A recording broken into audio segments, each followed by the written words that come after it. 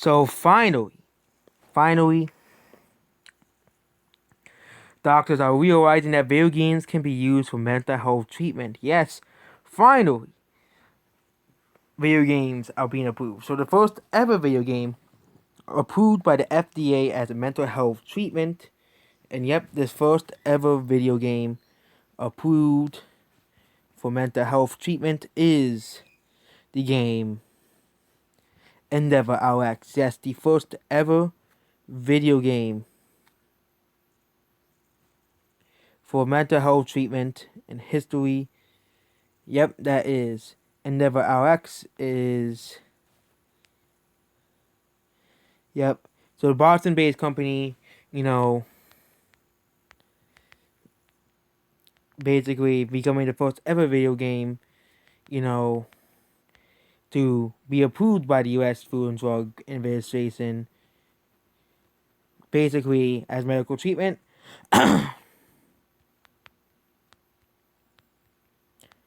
Basically, it's the first, you know,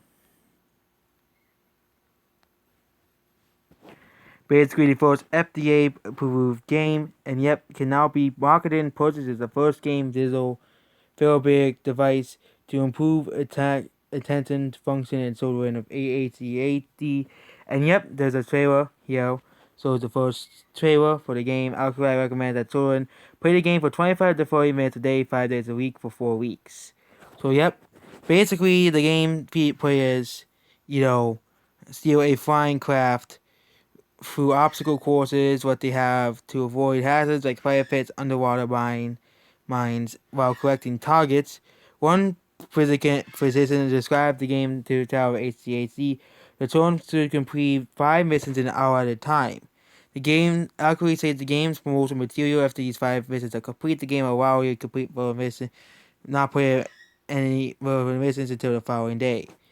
The team of neuroscientists and tech engineer designers developed the game to improve children's attention spans using algorithms that can adapt the game into real time to adjust the difficulty level depending on who is playing in order to personalize the treatment.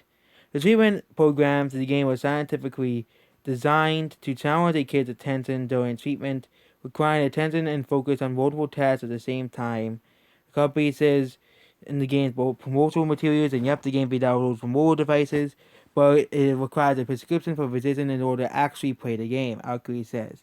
The game can be used alongside other ADHD treatments, including therapy, medication, and educational programs. So far, the game has only been approved for children, not adults. So yep, this is the first game in history to be approved for, you know, basically for health, mental health institutions, you know. And yep, this is the first ever game in history to be approved for that.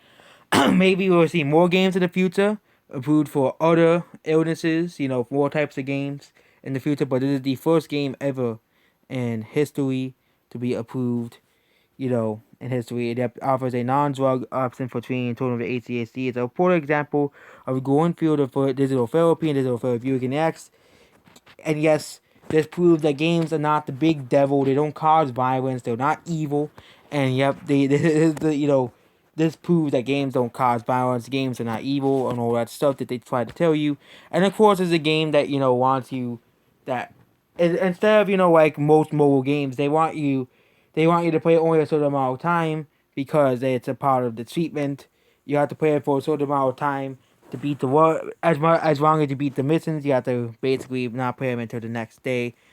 Yep, and of course the reviewers played it, and the gameplay is pretty good. So the reviewers said the game plays pretty good. So of course you had to get their approval, and yep. So yep, basically it's the first FDA approved game, and yep, that is basically about this. That means video games are finally being seen in the way of good. Hopefully, the media will stop complaining about games as the source of all evil, and let's talk about The Last of Us Part 2 to defend that game to the end of time. But, yep, that's basically it. Goodbye.